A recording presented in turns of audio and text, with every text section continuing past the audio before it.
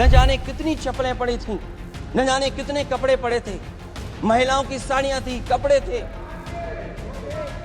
लेकिन उनको कैसे उठाया गया?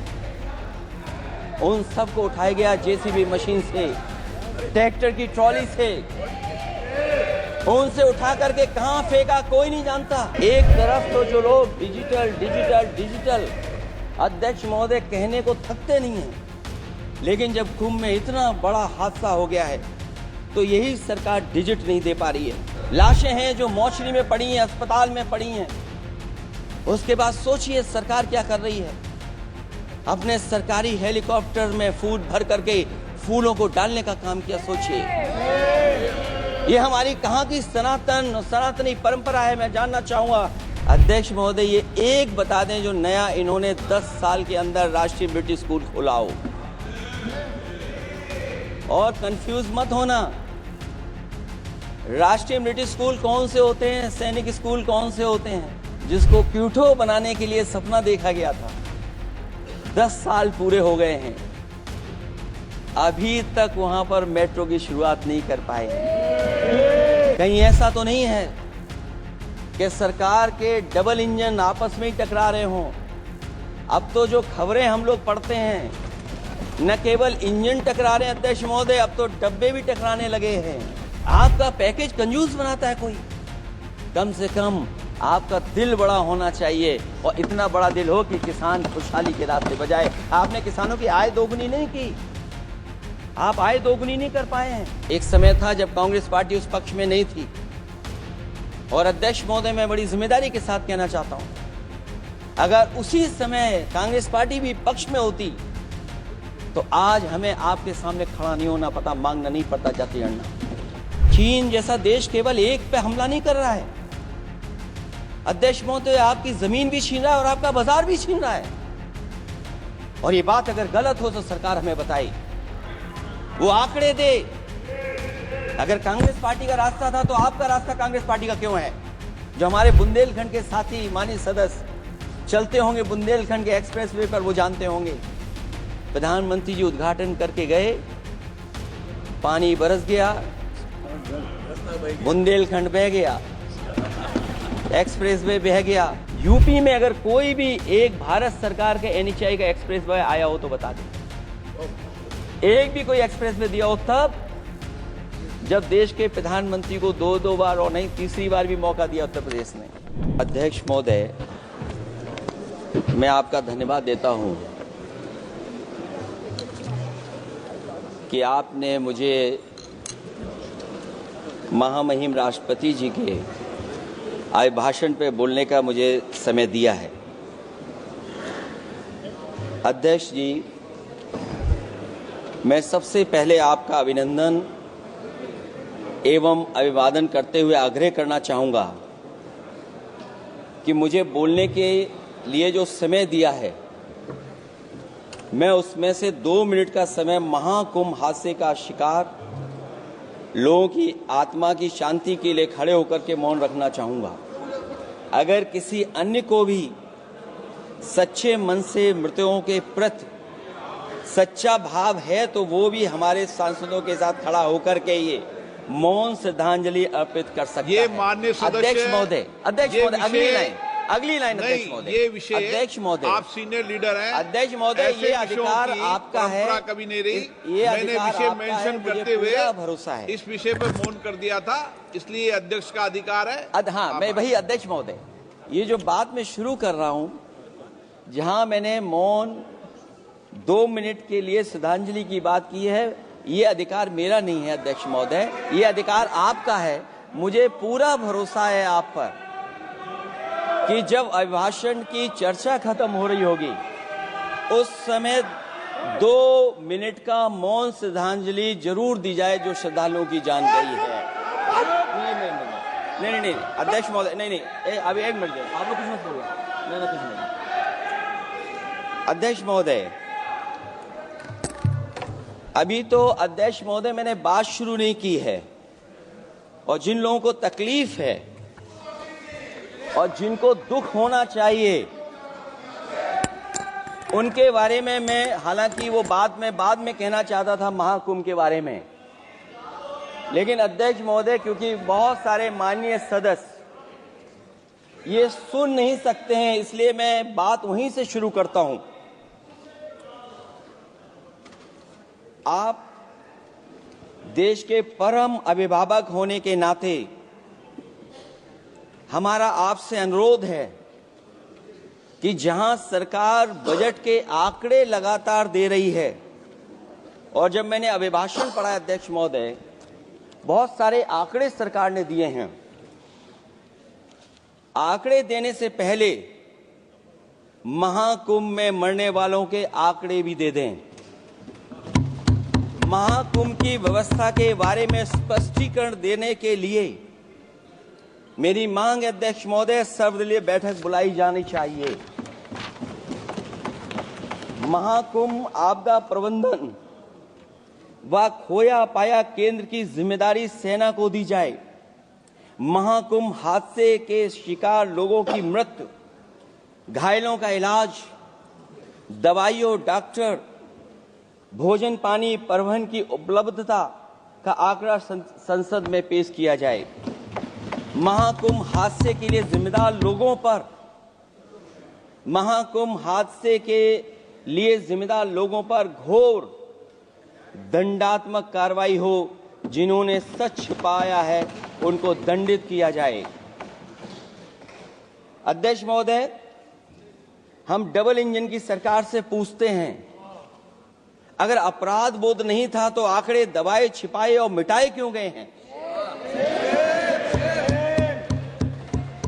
सच छिपाना और मिटाना भी तो अपराध है। महाकुंभ न केवल 144 साल के लिए ये कहा गया, बल्कि ये भी कहा गया कि पहली बार धरती पर इस तरह का डिजिटल और जो आधुनिक चीजें हैं, टेक्नोलॉजी, उसका इस्तेमाल कर करके महाकुंभ होने जा रहा है।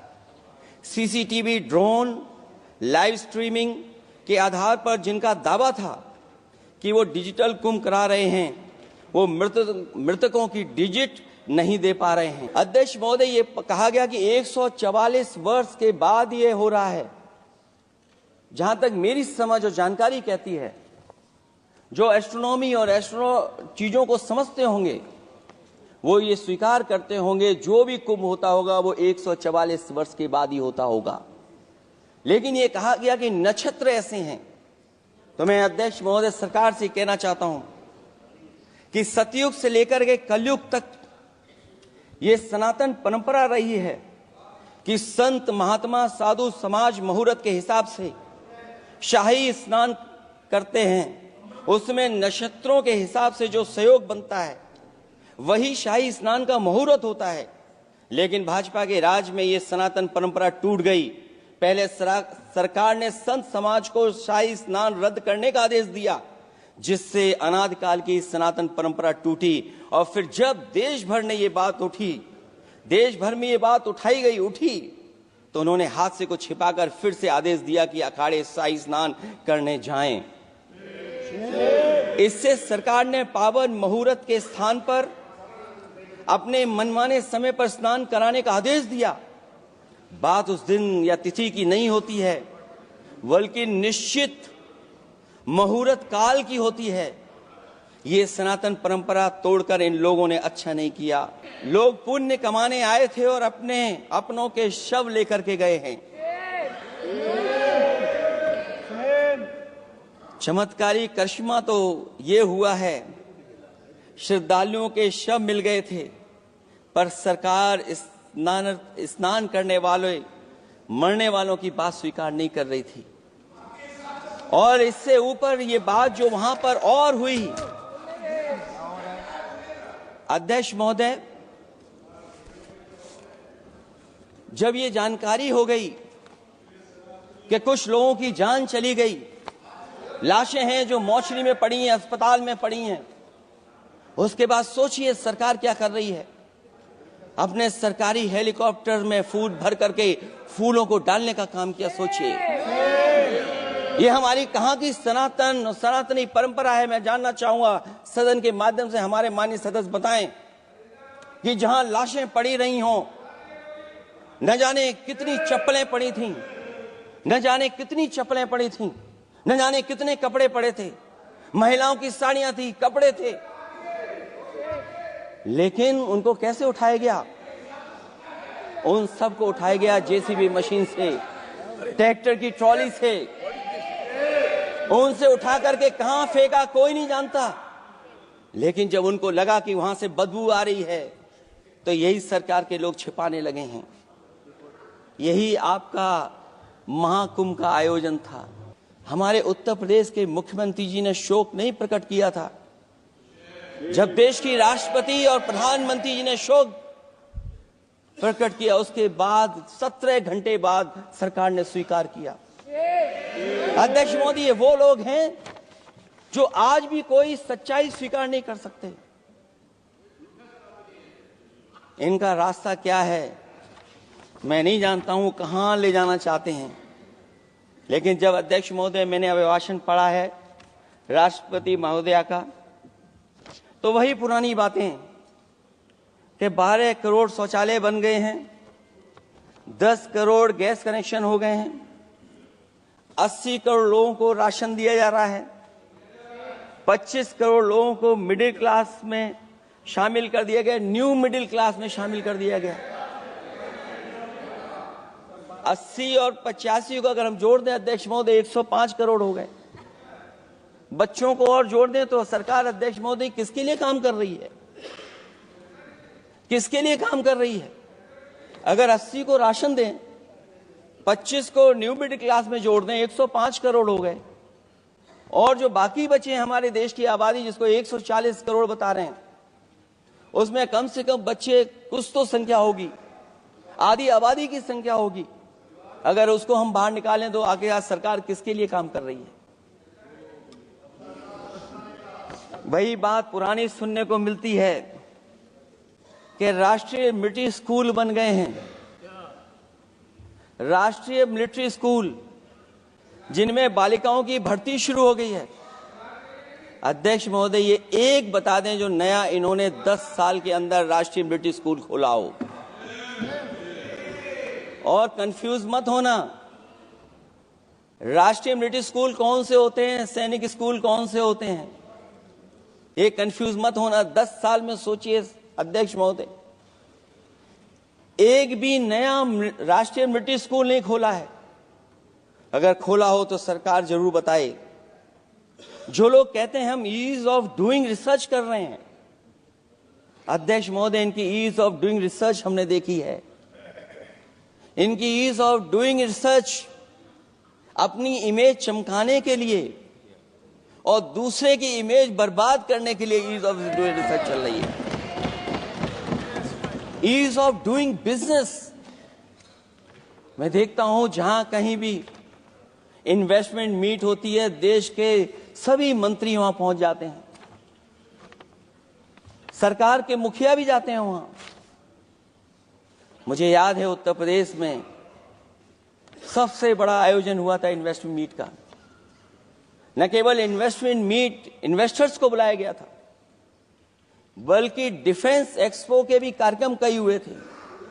और अध्यक्ष महोदय भरोसा ये दिलाया गया था कि जो एमओयू हो रहे हैं 40 लाख करोड़ के, उसको जमीन पर उतार लिया जाएगा। मैं इन्हीं डबल इंजन की सरकार से जानना चाहता हूं कि जो 40 लाख करोड़ के एमओयू हुए उसमें कितना जमीन पर यह सरकार उतार पाई है। कहीं ऐसा तो नहीं है कि सरकार के डबल इंजन आपस में ही टकरा रहे हों। अब तो जो खबरें हम लोग पढ़ते हैं, न केवल इंजन टकरा रहे हैं अध्यक्ष महोदय, अब तो डब्बे भी टकराने लगे हैं।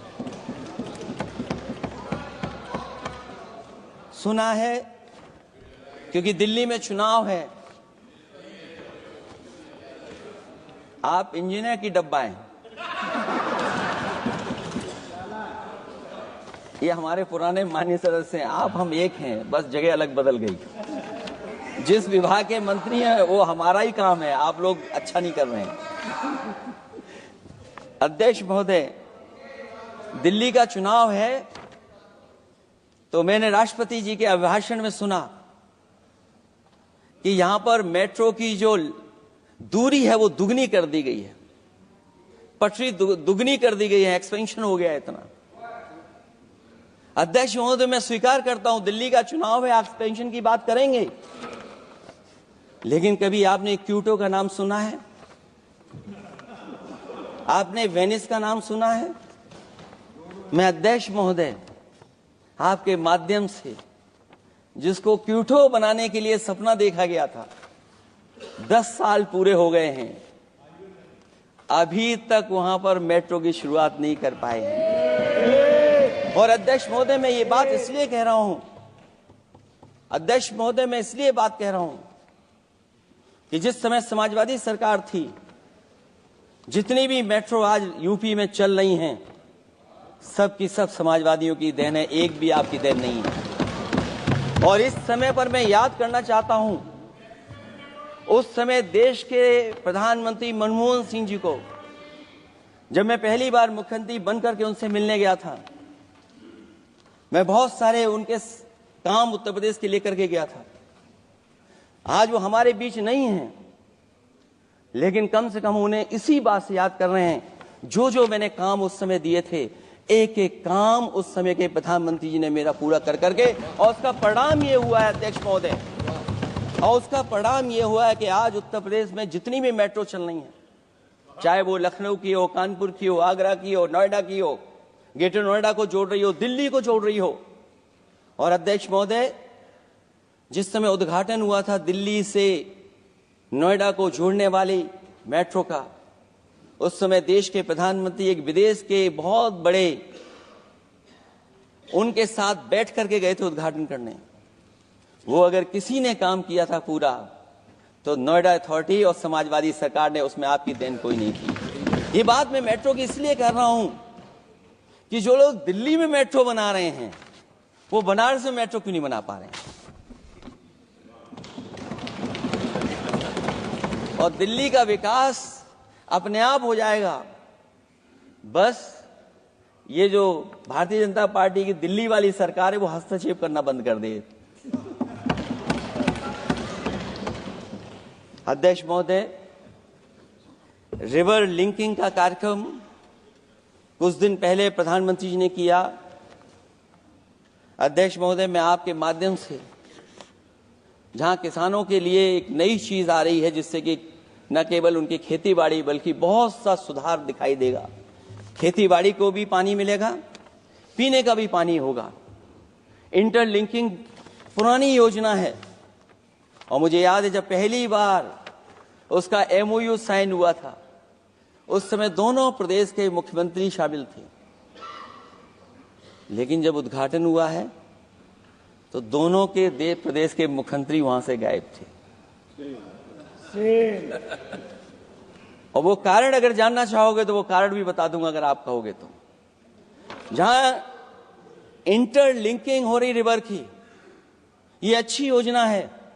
40,000 करोड़ रुपए आप खर्च करने जा रहे हैं। लाखों लाख जमीन उत्तर प्रदेश और मध्य प्रदेश की सिंचाई के लिए शामिल हो जाएगी। लोगों को पीने का पानी मिलेगा। लेकिन जिनकी जमीन जाएगी, उन किसानों को, गरीबों को क्या सरकार मदद कर रही है? लैंड एक्विजिशन मैंने भी की एक समय पर, और मुझे याद है अध्यक्ष महोदय, जब मैंने लैंड एक्विजिशन किया था, उसमें भारत का ये लैंड एक्विजिशन एक्ट नहीं आया था। मैंने किसानों से बातचीत की थी और किसानों से समझाया कि ये योजना से, परियोजना से क्या लाभ होने जा रहा है। वहां के किसान तैयार हो गए, और उसका परिणाम यह था कि 21 महीने में देश का सबसे बेहतरीन एक्सप्रेसवे और जमीन एक्वायर कर करके हम लोगों ने बना करके दिखा दिया। और जब उद्घाटन हुआ था तो उसमें भारतीय वायुसेना के विमान सुखोई और मिराज को उतार करके हम लोगों ने उद्घाटन किया था उसका। ये बात मैं इसलिए बता रहा हूं, जिस हाईवे पर देश के प्रधानमंत्री उतरे थे और उद्घाटन के बाद प्रधानमंत्री जी के पीछे पीछे कोई चल करके आया था। वो हाईवे भी अगर किसी ने डिजाइन किया था तो समाजवादी सरकार का डिजाइन था, वो भारतीय जनता पार्टी का डिजाइन नहीं था। और अगर इनका डिजाइन होता तो उत्तर प्रदेश में कोई नया हाईवे ऐसा बना करके दिखाएं जिसमें हवाई जहाज उतर जाए। नहीं तो मैं मानूंगा कि आप जो कह रहे हैं कि आधुनिक इंफ्रास्ट्रक्चर बनाना चाहते हैं, आपकी परिभाषा क्या है आधुनिक इंफ्रास्ट्रक्चर की? और ये बात में जो इतनी घुमा फिरा के कह रहा हूं, वो बात में लौट करके उसी पे जा रहा हूं अध्यक्ष महोदय।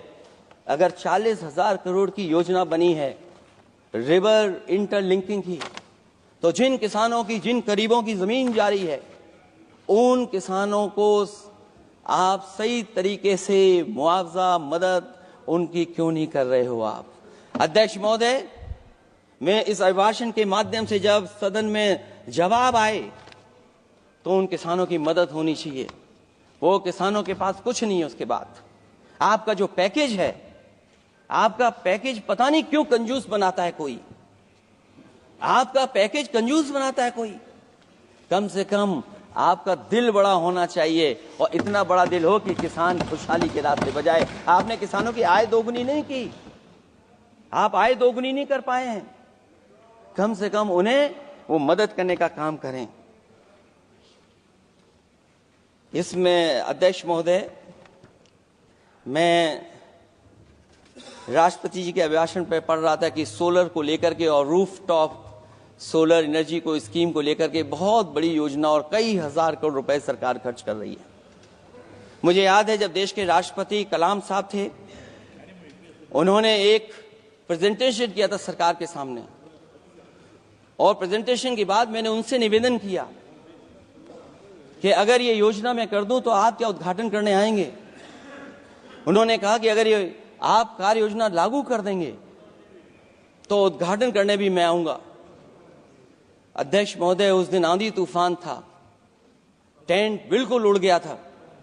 इतना शायद पानी और बिजली का चमकना इतना था कि मैंने खुद रिक्वेस्ट की थी उनसे कि आप मत आइए, फिर कभी हम लोग कार्यक्रम कर लेंगे। लेकिन वो कार्यक्रम में आए, उन्होंने उद्घाटन किया। और अध्यक्ष महोदय, जो लोग कह रहे हैं 40,000 करोड़ की रूफटॉप स्कीम लाए सोलर की, जो मिनी ग्रिड बना करके पूरे के पूरे गांव को हम लोगों ने फ्री बिजली दी थी। फ्री बिजली उनको मिलती थी 24 घंटे, उनकी चक्की चलती थी, उनका सिंचाई का पानी का इंतजाम होता था। जब तक समाजवादी सरकार रही तब तक वो योजना चलती रही, और जैसे ही समाजवादी सरकार गई, इन्हीं के लोगों ने उसका मेंटेनेंस रोक दिया। न केवल उस गांव का जिसका राष्ट्रपति रहे उन्होंने उद्घाटन किया, बल्कि और जितनी भी सोलर की स्कीम चल रही थी, लोहिया आवास में जहां सोलर स्कीम के माध्यम से हम लोग गरीब को सोलर पैनल के माध्यम से उनको बिजली दे रहे थे, फ्री बिजली, उन सब योजनाओं को इन्होंने बंद करने का काम किया है। सोचिए, ये वो लोग हैं जो इंफ्रास्ट्रक्चर बनाना चाहते हैं। अध्यक्ष महोदय, चीन के सवाल को लेकर के कांग्रेस पार्टी के भी कुछ विचार हैं, हमारे भारतीय जनता पार्टी के लोगों के भी विचार हैं। सच्चाई ये सदन और ये देश भी जानता है। एक समय पर हम लोगों ने बहुत लाखों लाख किलोमीटर की जमीन, लाखों लाख एकड़ की जमीन हम लोगों ने खोई, और अब उसी रास्ते पर भारतीय जनता पार्टी चल रही है। अध्यक्ष महोदय, सवाल यह है, जमीन खोने के साथ साथ भारतीय जनता पार्टी स्वीकार नहीं कर रही है कि जमीन चीन ने कब्जा की है।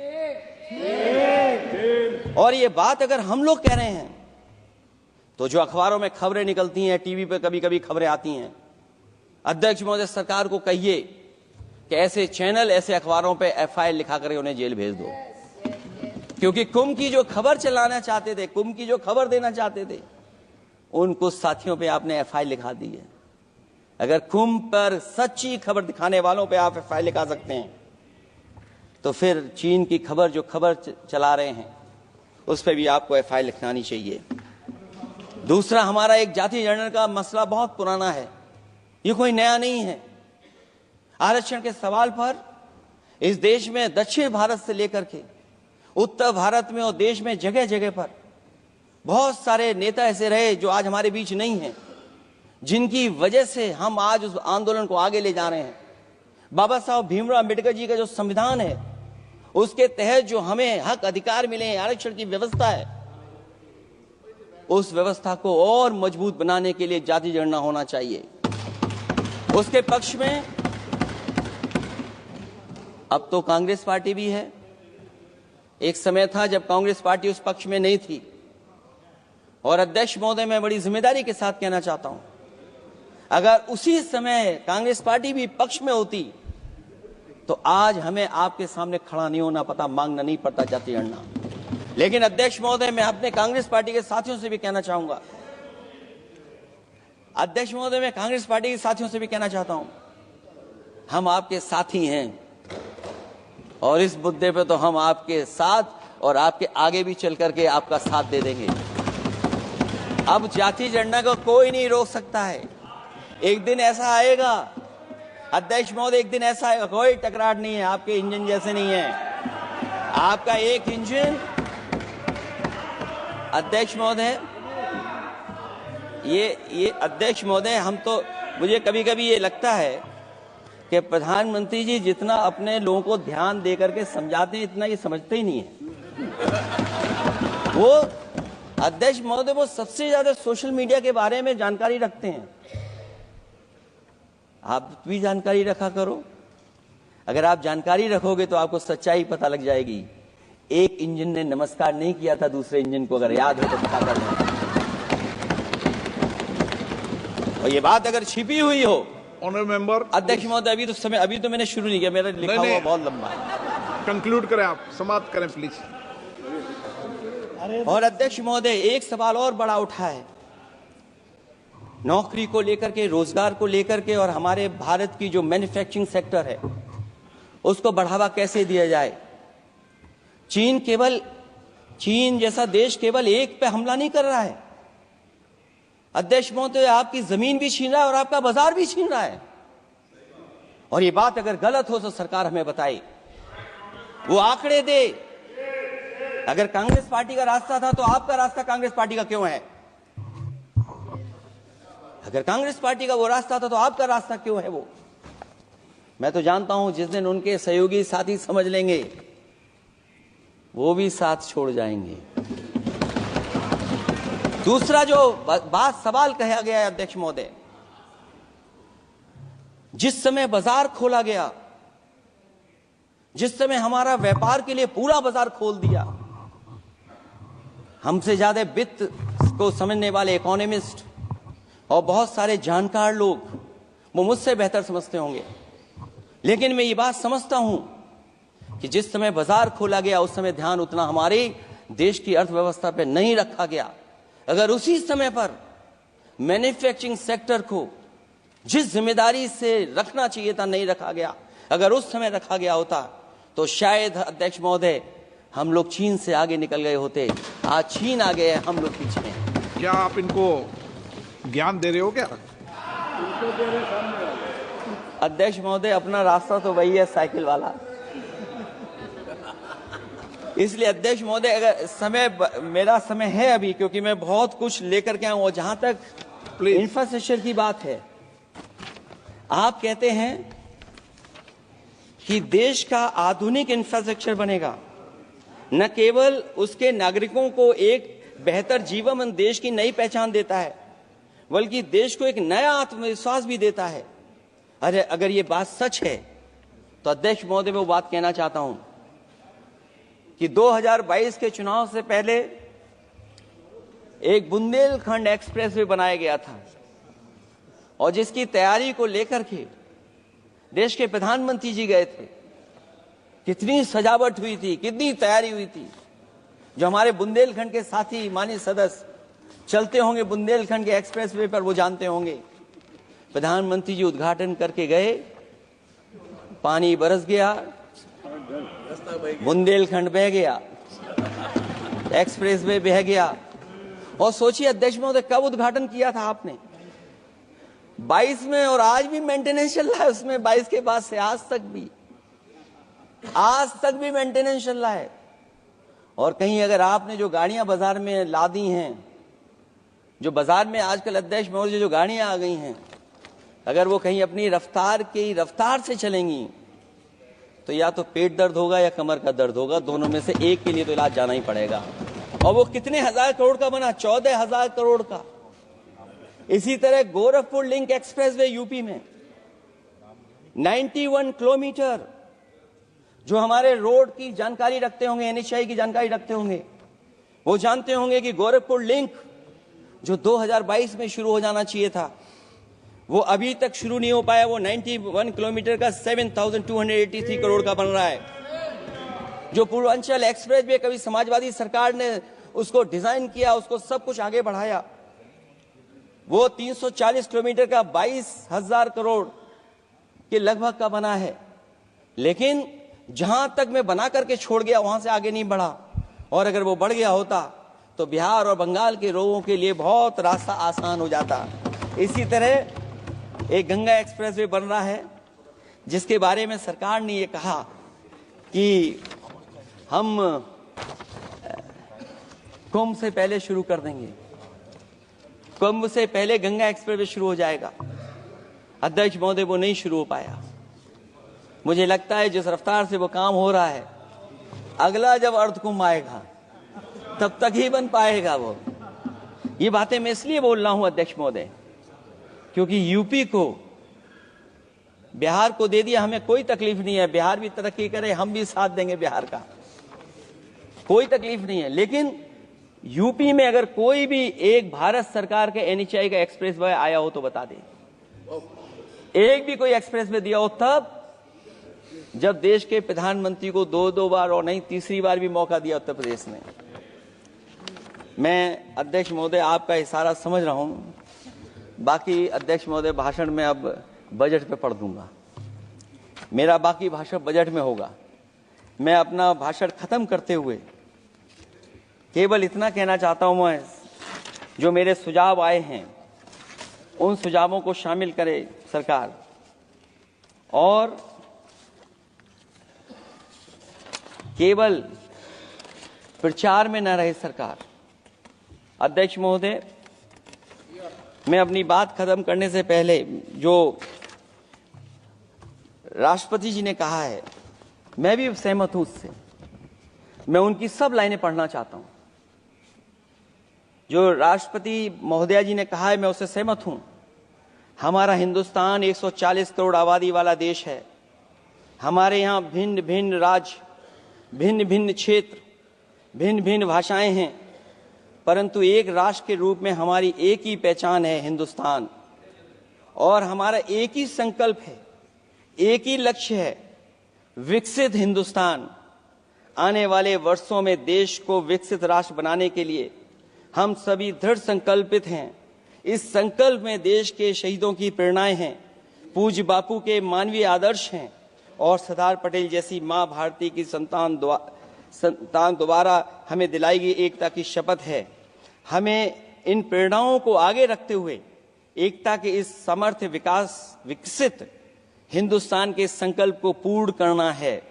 आइए हम एक बार फिर एकता के संकल्प को दोहराएं और हिंदुस्तान के सपनों को पूरा करने के लिए कटिबद्ध हों।